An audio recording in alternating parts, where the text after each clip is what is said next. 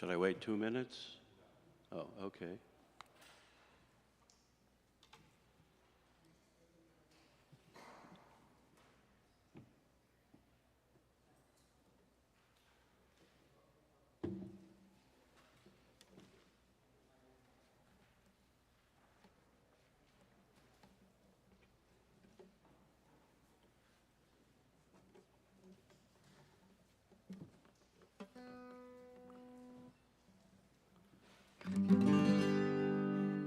L'shana tova tikatevu, l'shana tova tikatevu, tikatevu,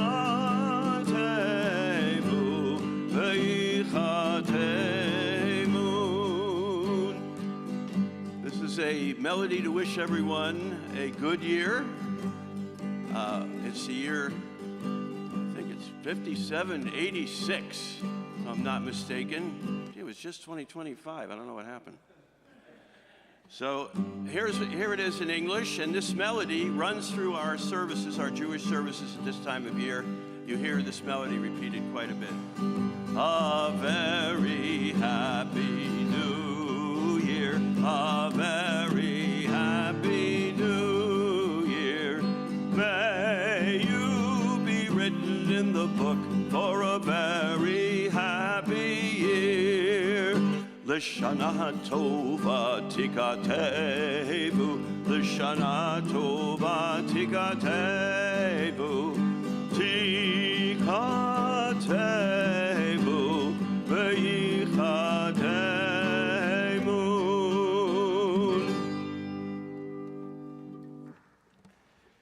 So may you be... Hey, thank you, but that's really not necessary. Welcome, but not necessary. I'm going to do a song by Hannah Senish.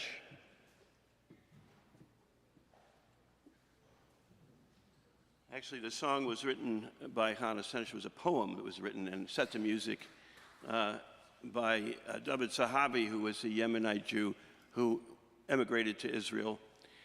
And Hannah was paratrooping behind Nazi lines in Hungary, trying to save Jews, and was captured and summarily executed, but a book of her poems was rescued, and this was in it. I'll do it both in Hebrew and English. O Lord, my God, I pray that these things never end. The sand and the sea, the rush of the waters, the crash of the heavens, the prayers of the heart, the sand and the sea, the rush of the waters, the crash of the heavens, excuse me, the prayers of the heart.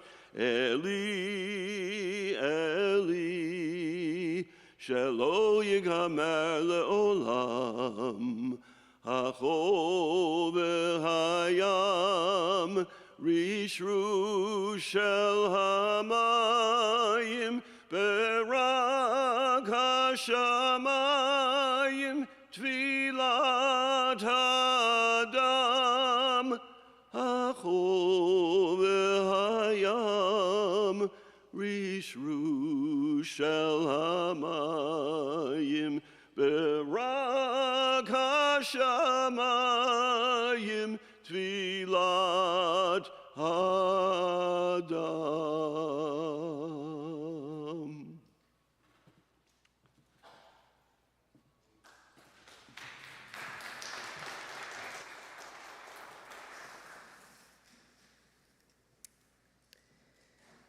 We open the service this morning, as we sometimes do, extinguishing a candle in honor of a member of the congregation lost from this life into the great mystery beyond. Nan McGuire informed us this week that Jim Stevens, her husband, died in the hospital on Thursday night. Our thoughts and prayers go out to Nan and their wider circle of family and friends. We pause in this moment with gratitude for a life that was lived with integrity and love and pursuing the common good passionately. And so extinguish a candle in honor of the life of Jim Stevens.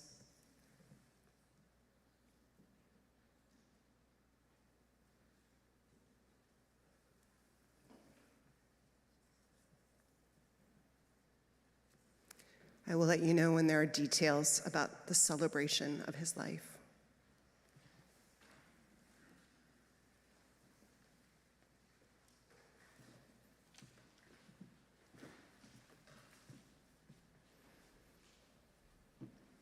Tekia.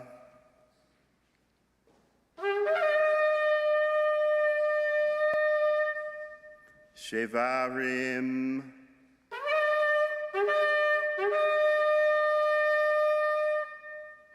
Teruah. Tekia.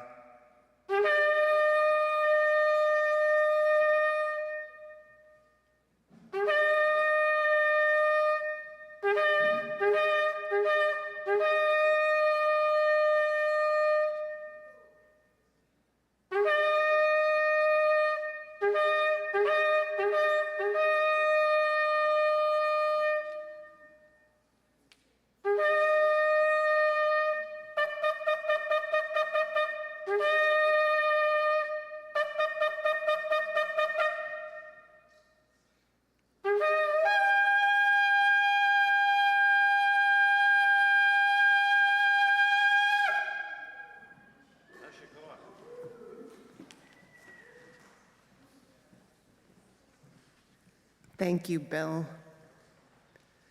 Many of you already know that right now, in the calendar of liturgical seasons in our world, that this moment we are in the middle of the high holy days of Judaism, these so-called days of awe. Between Rosh Hashanah and Yom Kippur is a time of deep reflection, of making amends as a new year begins and an old year closes out. It's this beautiful, age-old ritual around time and our passage through it, with spiritual practices that bring us deep into the invitations that Mark Caswell will invite us to explore and consider for ourselves a bit more today. And the shofar ushers it in. Welcome. And good morning to everyone who's with us here in body and those who are joining us on live stream from wherever this moment finds you. I am Vanessa Southern. I am the senior minister of this congregation. And I am lucky enough to be joined on the chancel this morning by Mark Caswell, our ministerial intern for the whole church year, who is preaching his first sermon with us. So, yay. So beam. And nod your heads. I remember preaching my first sermon and having someone do this the whole time. I'm sure everyone else was smiling, but you remember the scowl. And we're also lucky to have with us creating worship this morning, Carmen Barsotti, who is one of our worship associates and one of the co-founders of the Faithful Fools, a ministry of accompaniment in the Tenderloin. Thanks to everyone, in fact, who is making this service possible. You already got to hear from Mark Levy, who is our musician. He's on tour of the West right now, and we're really grateful that you wove us into your travel plans, and we get to be blessed by your music this morning. And Mark Sumner, our music director, is going to help lead us in song today, so we're grateful to have you here, Mark. And Bill Klingelhofer, we're so grateful for this. It's an annual ritual. For how many years have you been Over 20? 10 million. And I think that's a new shofar that you were blowing today, is it? It's a big shofar. We got the big shofar today, so. Thanks to our AV team, to Jonathan and to Eric for being here. They were also here yesterday for a funeral for Yvonne Jones-Most that was beautiful. So glad, thank you all for bringing the live stream to everybody who's gathering beyond here. To our ushers and our greeters and our religious educators and the people who put our forum together this morning, and to all of you who did what you needed to be here. If this is your first time here, a special welcome. I hope you got an order of service. If you're online, there's a link. So it'll follow along and has lots of good information. For people who are here for the first time or one of the first times, I want you to know that there is a mask-only section. Joe is sitting there, but he's sitting in the back, but you can sit further in the front, and that's the mask-only section. If you have a furry pet, or one with wings or whatever, any kind of pet, you can sit in the pet-friendly section with some other cute regular attendees of the congregation. If you need a hearing-assisted device or a large print hymnal, just go to the back and our ushers will make sure you have that. And if there's anything else that any of you need to be able to be fully here and comfortable in future weeks, please reach out to us and let us know. We want to make it easy for you to be fully present and here. So, let your spirit catch up with the body that made it here on time. And let's do whatever we need to bring ourselves as fully present to this next hour as we can be. And may you find in this hour what you need to take with you into the week ahead. Welcome.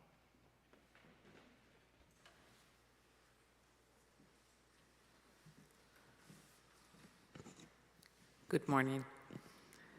I invite you to join us in the chalice lighting, and if you're joining us online, to maybe find a candle or a chalice near you. And folks, we need to be flaming chalices in this world, so let's say and recite these words with full heart. We light this chalice for the light of truth, the warmth of love, and the fire of commitment. We light this symbol of our faith as we gather together. I invite you to please join in singing hymn 368, which Mark will lead us in.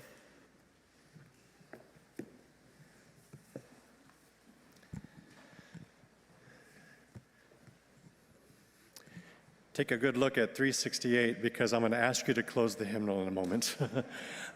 We will sing through it. This is our hymn of the month, and this is the end of September. So in order for you to be fully present, I'm going to ask that we do a bit of a call and response version of it today, as you're going to do a lot of today with Mark, our guest musician. We're going to ignore the 4 verse words suggested at the bottom of the page in the order of service as well. So I'm just going to call out some words, and that's what we will use today. How's that? First off, we are dividing into lower voices and higher voices. So this is how the lower voice part goes. Now let us sing. Join me, sing, sing, sing. Now let us sing, sing, sing, sing. Lift up your voice, be not afraid. Now let us sing to the power of the faith within. Now let us, and then we go into each verse. And I will shout out the word of the verse just at the very beginning so that the upper voices can sing. Bum, ba-da-bum, bum. Sing to the power of the faith within. Sing to the power of the faith within. Lift up your voice, be not afraid. Sing to the power of the faith within. So choose which side you want to be on there, and we'll try 4 or 5 verses, whatever the Spirit seems to lead us to do. The words slip in, well, in this case, faith was the word of the verse, right? So in low voices, you only sing it at the very end. Faith within at the very end, but the upper voices get to sing it, what, 1, 2, 3 times. So the first, we'll use faith as our first verse. So here we go, low voices, 1 and 2 and go. Now let us sing, sing, sing, sing. Now let us sing. Sing, sing, sing, lift up your voice, be not afraid, cling to the power of the faith within. Now let us sing, love, sing, sing, sing, now let us sing, sing to the power of the love within, lift up your voice, lift up, be not afraid. Sing to the power of the love, the awe. Now to sing, sing of the awe within. Now let us sing, sing to the of the awe within. Lift up your voice, be not afraid. Now let us sing to the power of the awe within. Now let us firing to the power of the fire within. Now let us sing, sing, sing, sing. Lift up your voice, be not afraid. Now let us sing to the power of the fire within. Joy, sing, sing, joy with. Now let us sing, sing.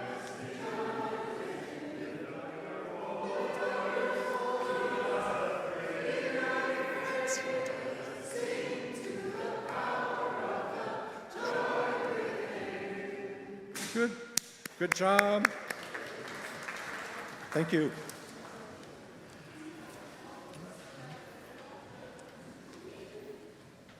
Good morning. I know everyone just sat down, but I'm going to give us a moment to live out our Unitarian Universalist values and greet one another with a word of belonging and welcome. So if you want to say hello to your neighbor, take a moment for that.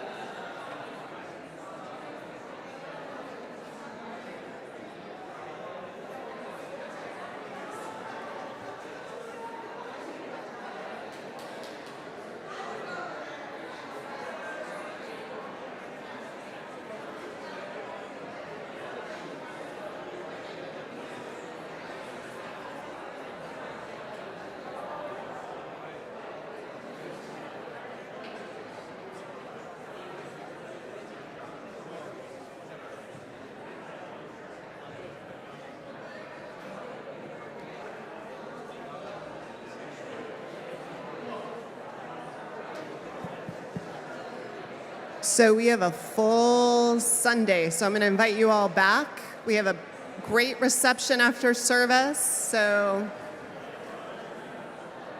come on back.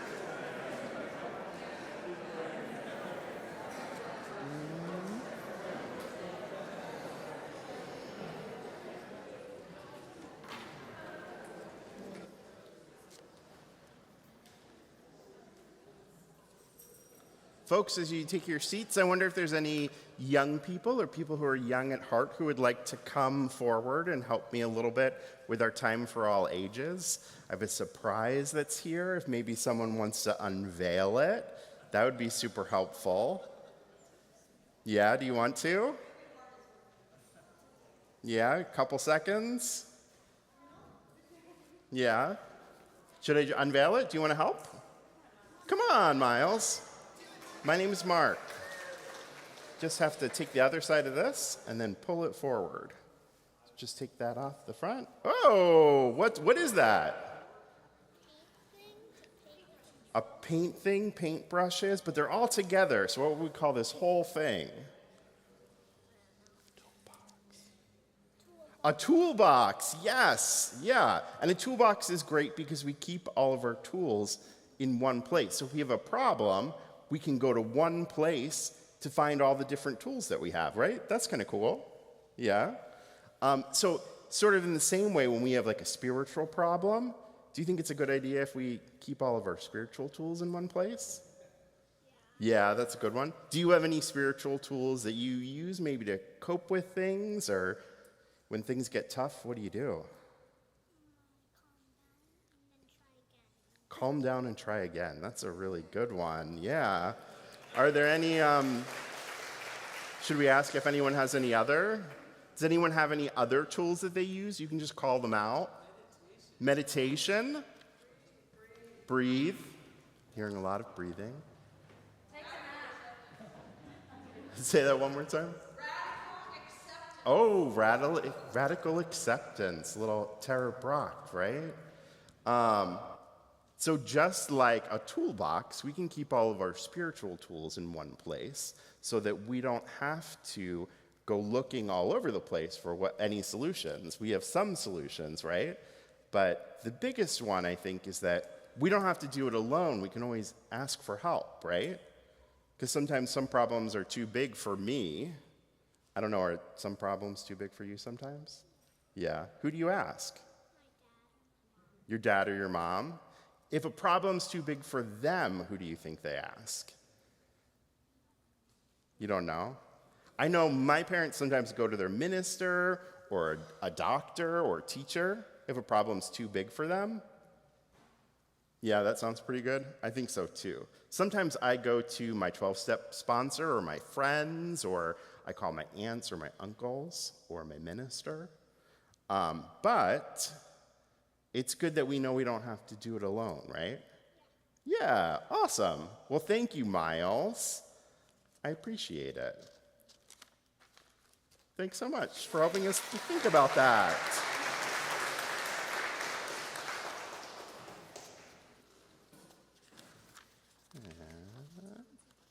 Oh, yeah. Yes. So now with the full toolbox, let's say our unison covenant together that can be found in the order of service. Love is the spirit of this church, and service is its prayer. This is our great covenant, to dwell together in peace, to seek the truth in freedom, and to help one another.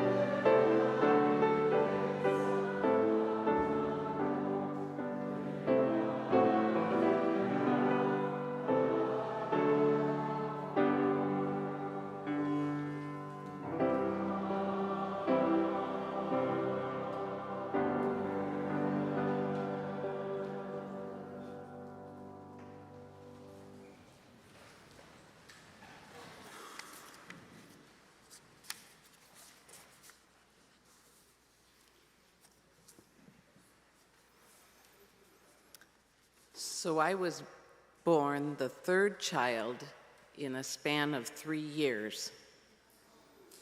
I had a dream some 25 or more years ago And in the dream, my mother went to a closet and pulled down a basket from the top shelf.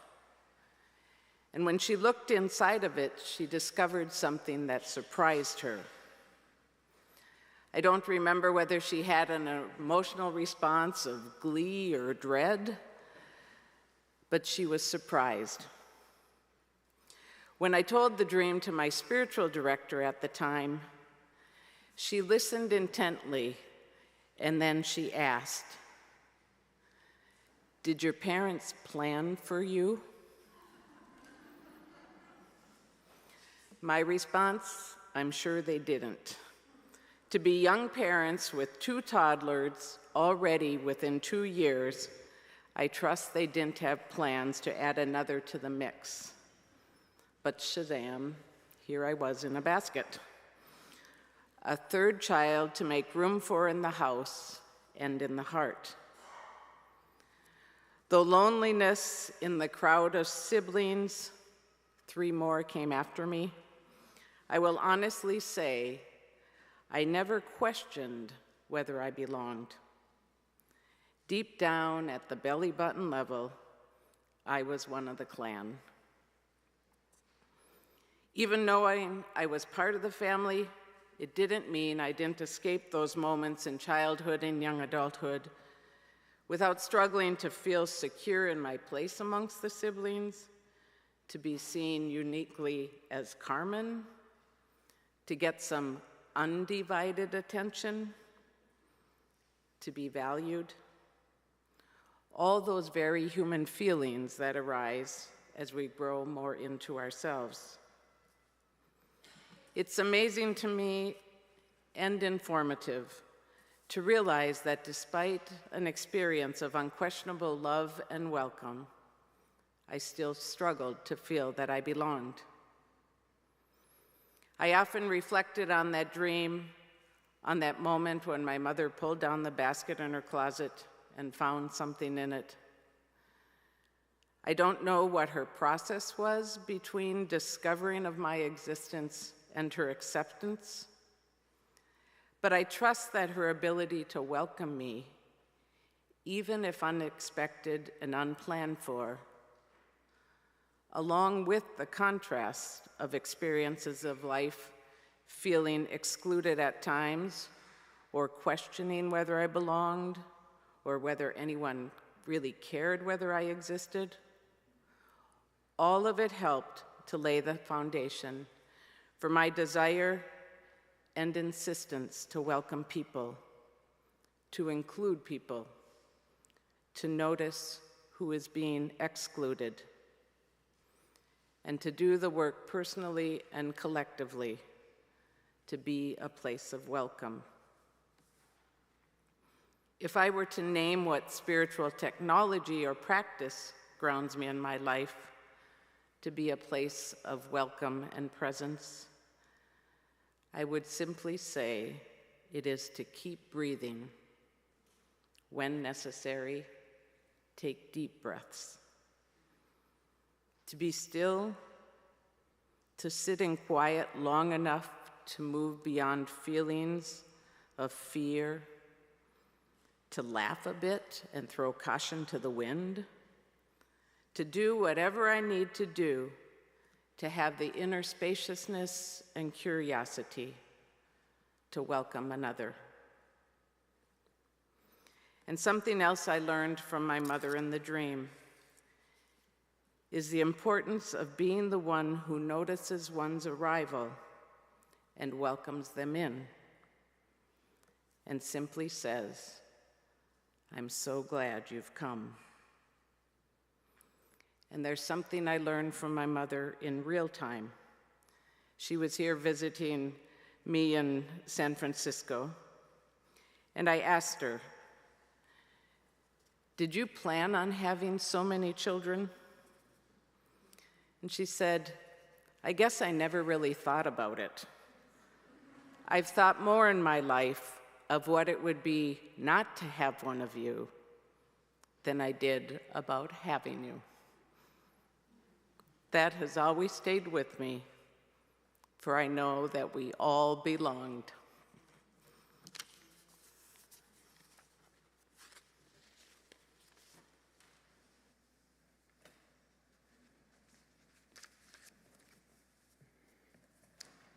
Today's offering will go towards establishing a Unitarian Universalist scholarship at the school that I go to, United Theological Seminary of the Twin Cities.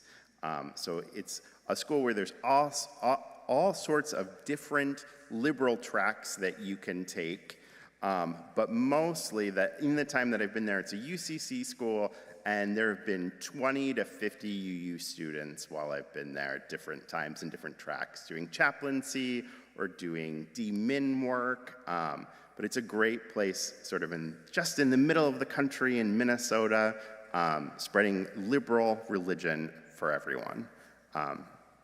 So please give generously if you can.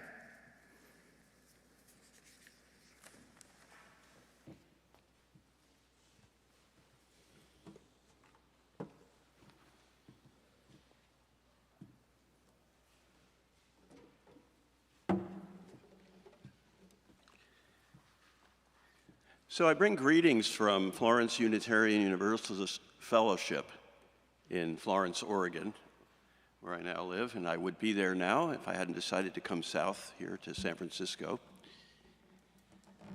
I did live in Santa Cruz, and I've worked with the Santa Cruz Fellowship as well. And while I was there was not at the fellowship, but in Santa Cruz, there was an ordinance against feeding people who were on the street. And you had to get a permit, and it's all in the song, so I won't, belabor it. You'll hear it in the song. A woman named Sandra Loringer, who actually owned a business on the Pacific Garden Mall, decided that she was going to close up and help Food Not Bombs feed people on the mall, at the top of the mall. And she and a number of others were arrested for doing that. Now, I take my cue from the Talmud, Tikkun Olam, to make the world a better place. So I decided to write a song about it because I wanted to champion, I wanted to point out that this is something that we should be able to do, feed people when they're hungry and not throw people in jail for doing it. Now, the chorus is a call repeat, and it's in your OOS, 30 days in the county jail, you'll see. So when I sing 30 days, you can repeat that after me, and it goes for the chorus. But we won't do the whole song because you don't have it there anyway. You don't have to repeat every word in the whole song, just on the chorus. So let's try it out. 30 days. Yep, that's right. In the county jail. Hold my calls, hold my mail, serving soup, that was my crime. Now instead of serving soup, I'm serving time. I have a shop on the street in town where hungry folks walk up and down. Some have no homes, some sick from want. So I went and got some food from a restaurant, and I took it to a central spot to feed the weary something hot. And the police came, took me away. Now for my awful deed I have to pay 30 days from the county jail. Hold my calls, hold my mail, serving soup, that was my crime. Now instead of serving soup, I'm serving time. They said I needed a permit to serve free food. It must be fit. So here I am awaiting trial from the garbage pile. 30 days, 30 days in the county jail. Hold my calls, hold my mail, serving soup, that was my crime. Now instead of serving soup, I'm serving time. I faced the judge and I made my plea. He looked away as he sentenced me. He said, we won't put you in that hole if you promise not to feed another living soul. I told that judge I could not say that crazy law I could obey, nor pay no fine, nor post no bail. Now I'm feeding folks inside the county jail. 30 days in the county jail. Hold my calls, hold my mail, serving soup, that was my crime. Now instead of serving soup, I'm serving time. Now Ollie North, this is what dates the song, lied under oath, lied to the judge and the Congress both. He was running drugs for the Contra War, but they locked me up because I fed the poor. Our leader George, you know he might be right when he sees 1,000 points of light with kindler, gentler hearts like mine. Only now there's just 999. 30 days in the county jail. Hold my calls, hold my mail, serving soup, that was my crime. Now instead of serving soup, I'm serving time.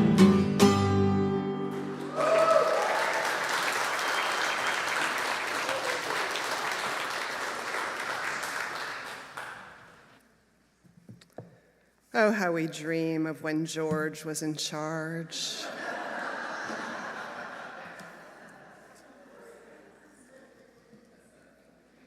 I invite us to deepen, ground ourselves, body, spirit, feet on the floor, open posture, eyes downcast if that helps you to go inward. Out of the headlong tumble of our days and the rush and noise of a world that is both always as it has been and roiling in change and uncertainty, we gather. We carve out time to breathe together, to remember that you and I are not alone, but bound up still in one garment of destiny, one web of life, one dance of meaning-making, of sometimes just getting by, of dreaming and mending the world too. Let us breathe. Breathe in, my fellow tumblers through these days. Breathe out, my fellow meaning makers and joyful companions, breathe. that life may be sustained. And feel in your breathing and the sound of those beside you doing the same, how not alone you and I are. Not in our need for air or water or each other. Not in our hoping or our hurting. Not in our urge to mend up what is broken or heal what is hurting, even when what needs mending or healing is ourselves.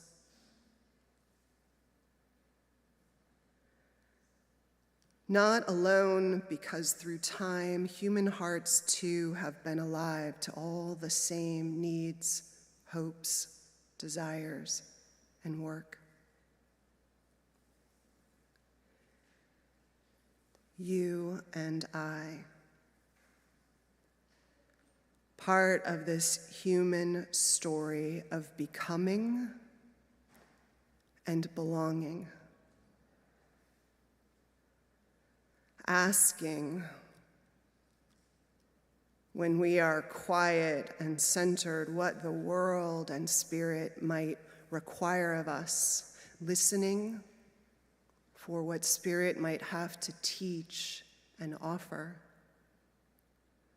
trying to stay awake to our place in the order of things and the part we might play.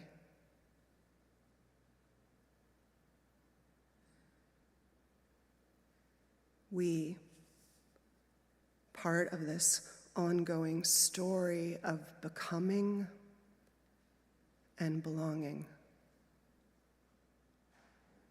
alive to it.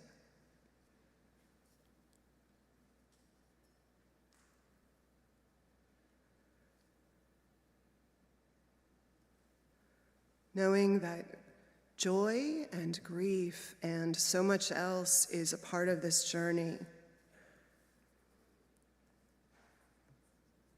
we invite anyone who wants to, during the entire service, to light a candle in recognition of what's on your hearts, what you want to hold up in gratitude or a hurt or a stuckness or a hope, so that you are offering it up for us to hold together. And for those who have lost someone recently, or where loss or an anniversary of loss is very particularly alive for you right now, I invite you, if you wish, during our time of silence, to rise or place your hand over your heart to bear witness to that loss,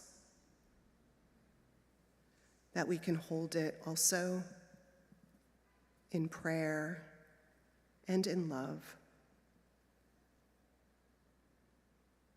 I invite us now into a shared moment of silence.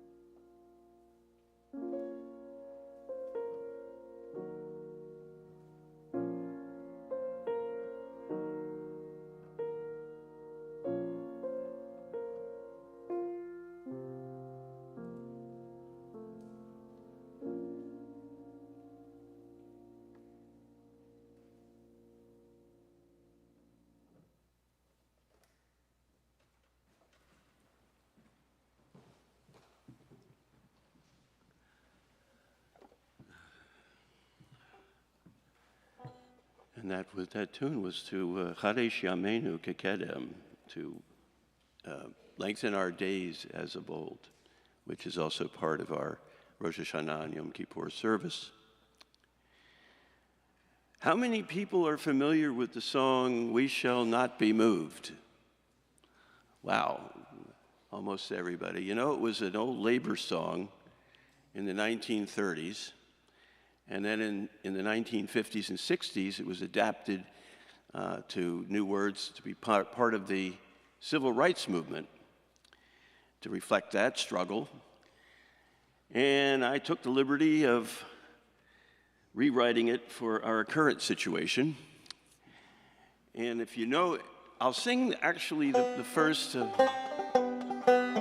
original words first.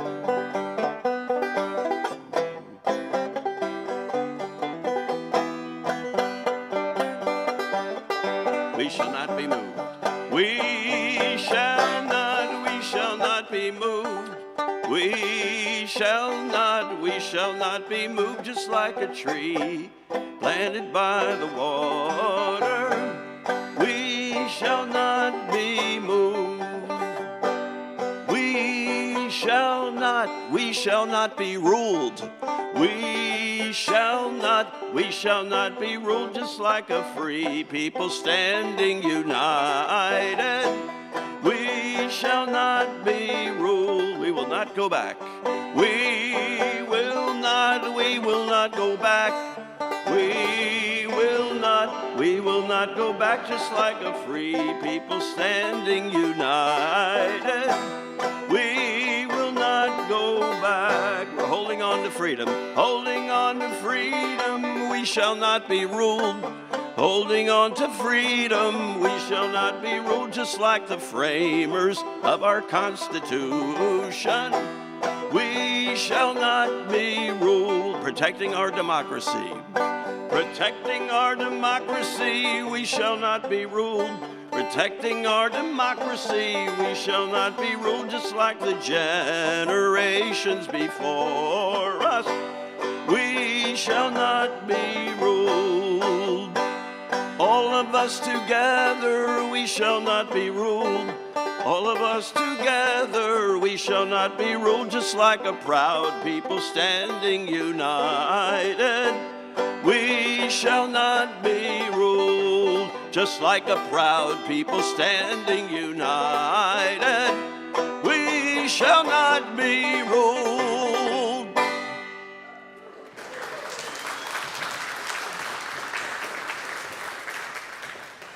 Thank you so much, Mark. Good morning. Welcome. If you've joined us late, my name's Mark Caswell, he, they pronouns, and I'm glad to be with all of you this year as your ministerial intern. Today, I'd like to share my journey to be with you at UUSF, but it's more than taking the bus this morning from the mission, and more of a spiritual journey that I've been on for the last decade. I'd also like to talk a little bit about spiritual technology available to Unitarian Universalists for the lives of meaning, healing, and belonging. And so our journey together begins. I started my life's journey in New Jersey and started my drive to be with you from Minneapolis to San Francisco. Along the way, I saw the beauty of the cornfields in Iowa and the mountains in Colorado, and experienced this childlike sense of awe when I drove into Utah and saw the red rocks and the rivers carving through it. And I traveled on past the Great Salt Lake. I drove through the desert. And on my way in the Sierra Nevadas, I realized that my car had landed on E. I was just like driving up. And I felt so lucky that there was a Donner Pass service station. And I imagined how difficult it must be crossing into California before there were cars. And I had this other beautiful moment when I crossed over the Bay Bridge, where a group of birds were flying together in a V, and I thought, wow, I just saw some Canadian geese flying north. I learned later, after swimming at Aquatic Park and exploring the coast a little bit that they were in fact a group of pelicans, which was, there's so many new things that I'm experiencing and learning in San Francisco. It's really a joy to be here. And I've visited here a few times before to see friends and family. My sister and her husband and her kids lived in Oakland for quite a few years while he was studying at Berkeley. And I was also here for the Dragon Spirituality Summit a few years, providing spiritual care. But while I was visiting Oakland, visiting my family, I was staying in a house with my parents, like an Airbnb, and it was 2 bedrooms, but it was a little bit small for 3 adults, a little bit small of a house for all 3 of us, and me and my dad got into a really big argument. And I won't go too far into it. Just 2 things. Driving was involved, and we'll leave it at that. After we got into this big argument, I had this amazing moment where I went out in the backyard and I picked an orange off of a tree. Now, I grew up in New Jersey. There aren't oranges growing on trees. And I opened it up and I bit into it, and it was the most amazing orange I'd ever tasted. And that was one of the things that I did to help myself calm down. The other thing was that I called my sponsor, my 12-step sponsor, who was in Minnesota at the time. And if you're not familiar with sort of 12-step sponsor relationships, like my sponsor isn't someone who agrees with me or takes my side. They might sympathize with me and say, oh, that sounds really frustrating. But our conversations always turn towards seeing my own part in the conflict and letting whatever the other person did go. And for me, at least, that's not always easy. I can't always see my part right away because my instinct is to blame my frustration or irritation or fear on someone else or something that happened. And that's why working with another person is helpful. Other people can help us see things we can't see in the moment of heated conflict or the simmering resentment that unresolved conflict can develop into. My sponsor and I work together with spiritual technology to bring me back into community with other people so that I can maintain a sense of belonging for myself and other people. And I first heard this term spiritual technology in seminary, and I feel like when I mention it, people start to think about using computer technology for spiritual ends, like listening to a guided meditation on YouTube to help with their anxiety. You can do that, it helps. Or the benefits of meditation apps, if they outweigh the extra screen time. I wonder if anyone's used an app on their phone for meditation. I know I did this morning. Or entered a digital Zoom room with a camera or an image of a chalice that centers our sacred time. As Unitarian Universalists, I've been in a lot of those Zoom rooms. But spiritual technology describes the tools we have in our toolbox that we can use in a practical way to cope with this journey we are called on, called being human. The journey of finding out what it means to have a finite amount of time on this planet and use that time in a way that honors our values. They include ancient spiritual practices, work with a good therapist, strategies like letting an email just sit in your inbox for a day or two before you sending it out, your draft box, and a whole host of practices. We can learn to center and clear our spirits or shed some icky energy when we're stretched thin or our boundaries have been crossed or pressed upon, and we react when we react rather than carefully respond, and in turn cause harm that we. Some of my most formative experiences with this come out of a series of tools that are used to help people overcome their difficulties with addiction. If you aren't intimately familiar with substance use disorders or process addictions, they often start out as ways to solve a problem or alleviate symptoms of trauma or pain until the solution to the discomfort causes more pain, and it hurts more intensely and in a different way and starts to hurt other people. The tools that I use for this work are the 12 steps. The steps are practical, spiritual tools that emerged out of the same traditions as Unitarian Universalism, Christianity, and Judaism. It's fitting today that we are in the time of the High Holy Days, when people who are Jewish celebrate the new year and ensure folks are completing these tasks of relationship repair. Even if they've been simmering on a resentment or something for 9 or 10 months, these ritual celebrations remind us that we have an opportunity to bring them back into healthy relationship. There are traditions and guidelines for how to seek forgiveness, reconciliation, and return into healthy relationship. Elizabeth Lerner McClay writes in UU Magazine that Jewish theology holds that forgiveness has to happen on the mortal plane between individuals before a larger forgiveness can take place. During this time, Jewish tradition holds that all people are judged by God as to whether or not they are written into the book of life for another year. And forgiveness is required in order to be in good standing, pardoned or absolved from guilt. Forgiveness is not optional, it's critical. Your life literally depends on it. You know, and some of us, myself included, squirm a little bit hearing the implications of a divine presence judging us and deciding if we deserve another year of life, while also holding at the same time the inherent worth and dignity that we believe each person has as Unitarian Universalists. But I hope that we can land on the human reality of this tool that is about forgiveness and the richness and the sweet life that we can claim.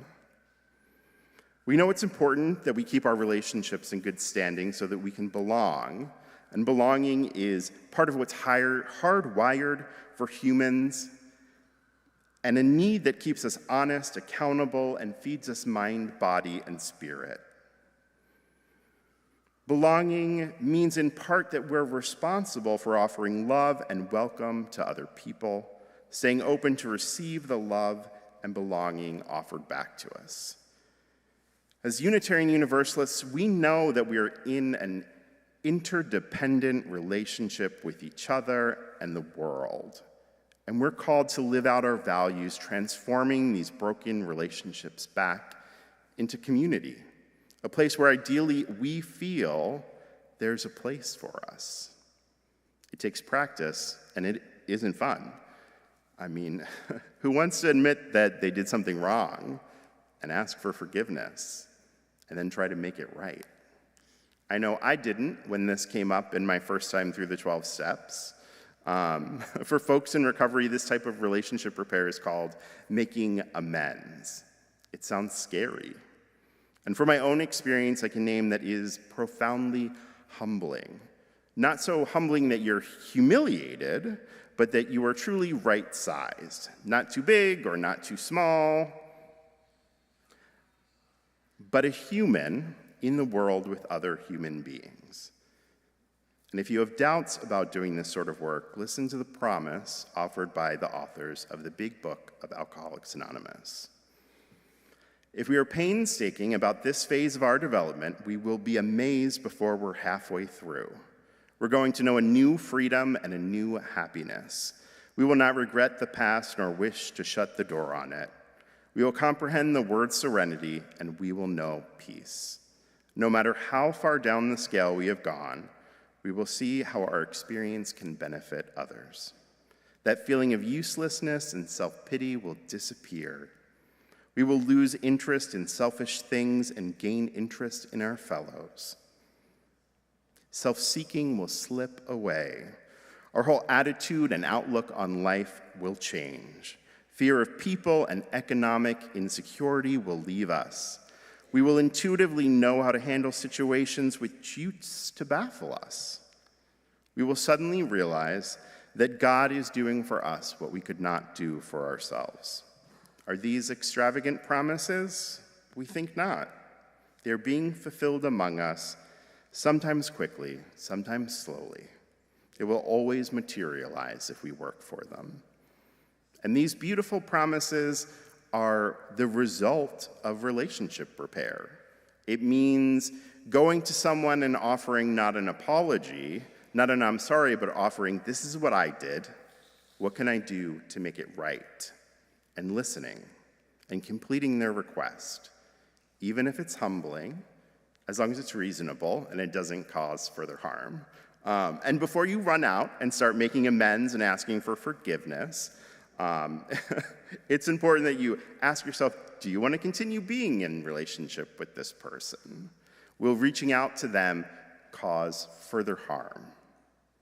Do they want to hear your amends? It's good to ask for consent first so that they're prepared to hear it when you meet them. And it's super important to acknowledge the specific harm that you caused. So like recovery folks might ask themselves, where have I been selfish, self-seeking, dishonest, or inconsiderate? And it's important, too, that you've let go of your tension around it. So if you need to forgive that other person or calm down, this is a moment about repairing relationships and developing trust.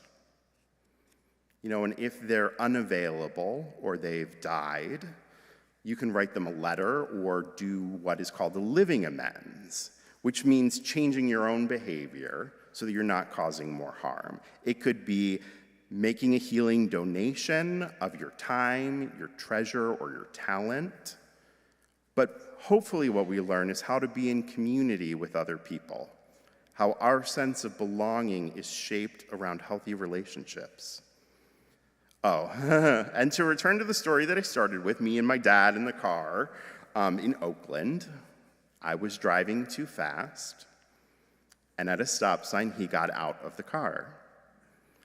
I found it really frustrating because I wanted him to act exactly the way that I wanted him to be. I was not being considerate of my father's feelings. It was an unfamiliar place for him, and he decided that walking would be safer than being in the car with me.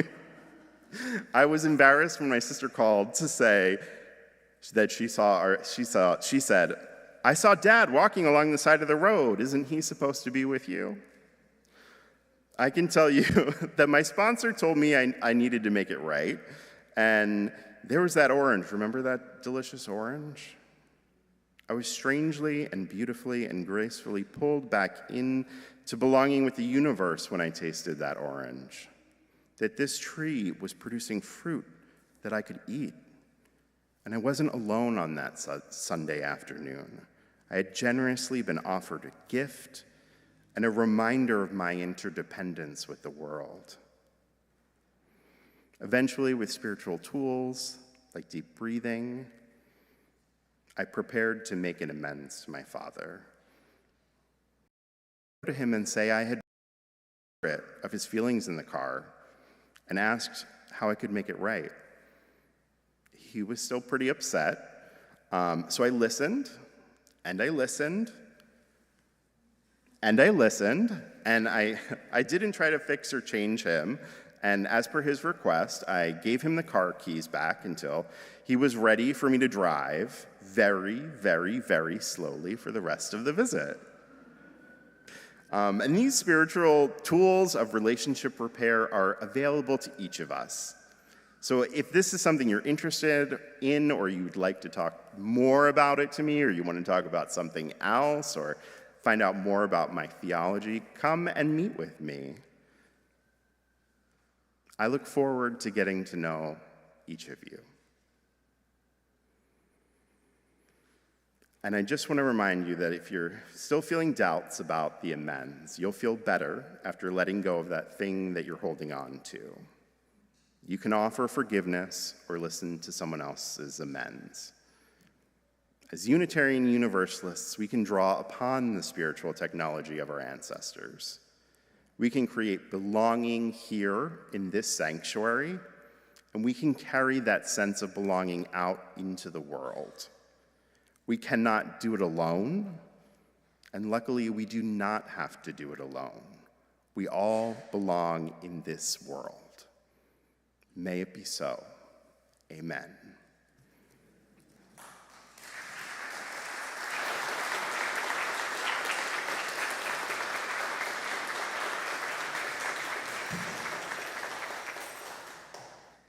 And if you'll join us in singing hymn 131, Love Will Guide Us.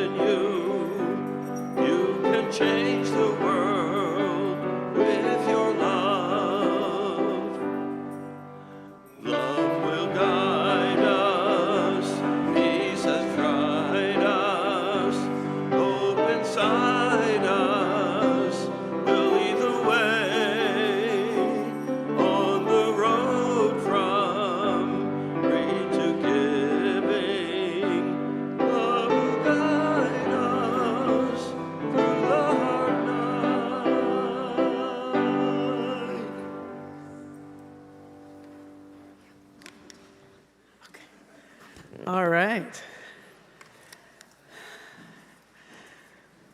Hi, I'm Liz Strand. I'm a member of the Board of Trustees. As worship ends, service begins. We invite you to find other ways to connect and serve and live your values in the coming week. To help start you on the journey, see the events listed in the order of service and join in any that may interest you. Fill out our connections form and get our weekly online newsletter. In particular, please note the upcoming 175th anniversary events and sign up to attend and even donate to the auction, which will be on Sunday, September 26th. There's a table in the gallery after the service where you can find out more or look online. The Women's Rights Group wants to invite you to an event next Sunday, October 5th, before church at 9 a.m. If you know at least 8 women, you might know at least one sexual assault survivor. Next Sunday's in-person only forum will feature Alicia Maldonado of the SF Women Against Rape. Please learn how to be equipped with the skills, knowledge, and tools to help and support survivors of sexual violence. And after the service next Sunday is a preview of a new documentary on aging entitled Grains of Sand. The director of the film is Sarah Gross, the daughter of our own Reverend Margot Campbell Gross, and features Margot. Sarah is flying in from Berlin for the showing. Please stay after the service to see it. Only a few weeks remain for writing and mailing postcards to those who can vote in November's important Virginia elections. Please stop by the table in the gallery to return your written cards or pick up a final packet or two to complete. Today, after the service at 1 p.m., please join us back here in the sanctuary for the celebration of life for Susie Thorne, a member of more than 65 years who passed away last June.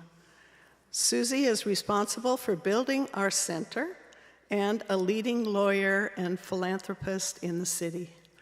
And in between the end of worship and Susie's memorial, we will have time to gather for social hour in our courtyard. This is also to be a time to have a send-off party for Thomas Brown. Come on up, Thomas. Thomas has been part of UUSF staff, and more than staff, for well over 30 years. Thomas has been...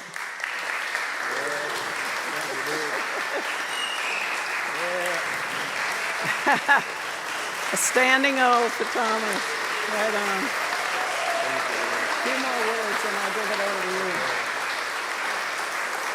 Thomas moved to California from New Orleans. He'd worked as a chef and came to San Francisco working as a chef, and then his old friend Donald hooked him up with a job at our church. They not only worked as custodians, but would cater a lot of events. A love affair started. Thomas fell in love with this place and its people fell in love with Thomas. It's been more than a job for a long time. Thomas is heading out shortly for a trip back to Texas and Louisiana and parts unknown to be with his family after a year of health struggles, treatment, hospital time. He will head home to see family. He asked if he could speak to us before he headed out on his road trip back. Thank you. Thank you. I had to do this before I leave because you folks have been like a family to me. Out of all the years I've been here, I've never had people treat me the way you folks have treated me. And I had to just let you know thank you, and especially for all the cards that you sent me, the get well cards, and all my lady friends here, Julia Ward, Sue Anthony, quite a few, Gail and her husband Keith. You know, but there's a lot of folks here that is not around anymore when I was here. And they all like I said, everybody here was like family to me. You know, they didn't treat me like a person that worked here. I wasn't treated that way. I was treated like I was a member. You know, people used to come in, you know, ask me a lot of different questions and all.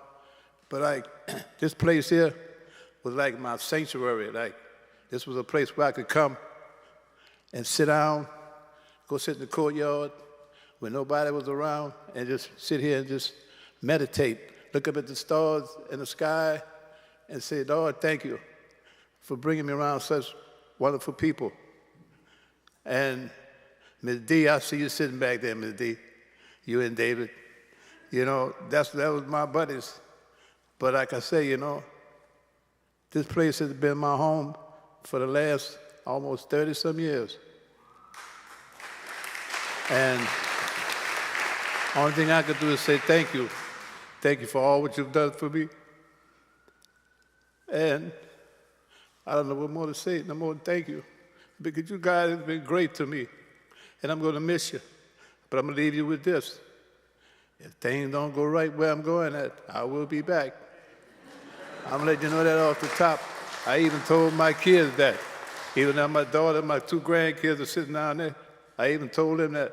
I say, Grandpa will be back if things don't go right. You know, because like, you know, I had to tell the doctors, you know, they steady giving me this chemo, and I'm steady telling the doctor, Doc, I done been here 4 times.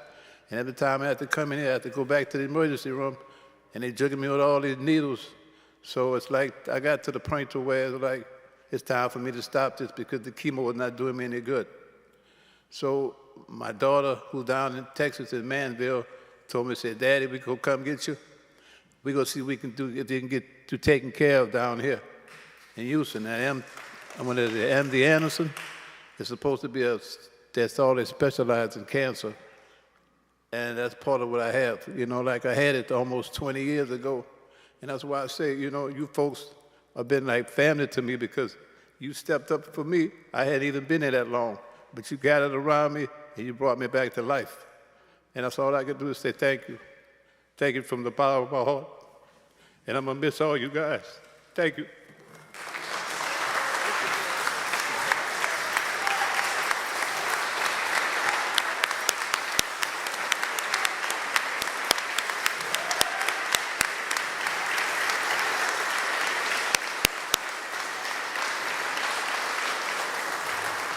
Thank you, Thomas. Thank you so much for all you did for us. Please, everyone, join in our celebration and send-off party in the courtyard after worship. Thank you.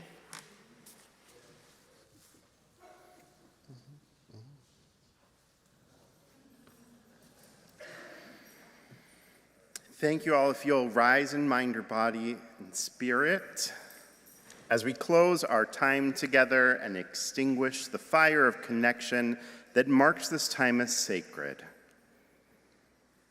We can all hold hands if you feel comfortable with that.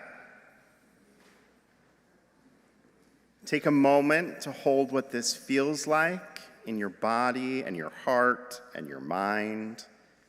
You can return to this moment when you face difficulty or feel disconnected this week. Carry this blessing with you, and may the grip of addiction be loosened, may the weight of oppression be lightened, and may love make every suffering bearable for us all. Amen. May it be so.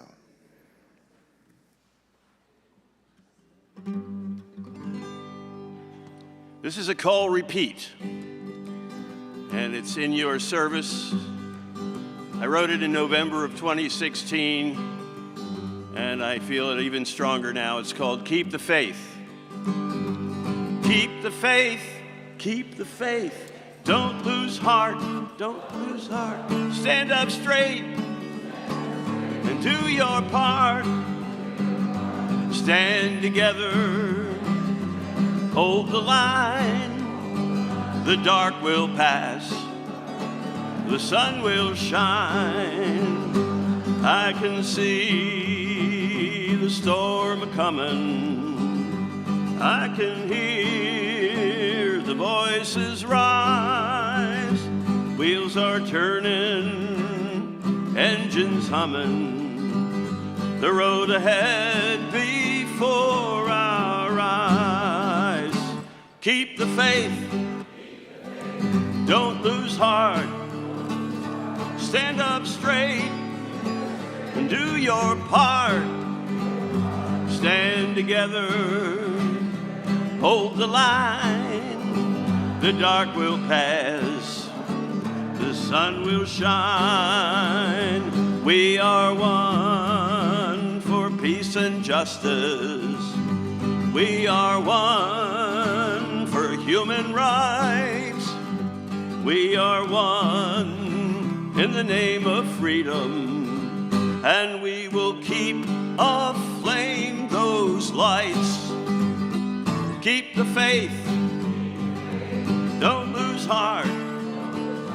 Stand up straight and do your part. Stand together, hold the line. The dark will pass, the sun will shine. Speak your truth and speak your mind. Leave your doubts far behind. Be the person you can be, and we will stand in unity. Keep the faith, keep the faith. Don't lose heart. Let me hear you. Stand up straight, do your part.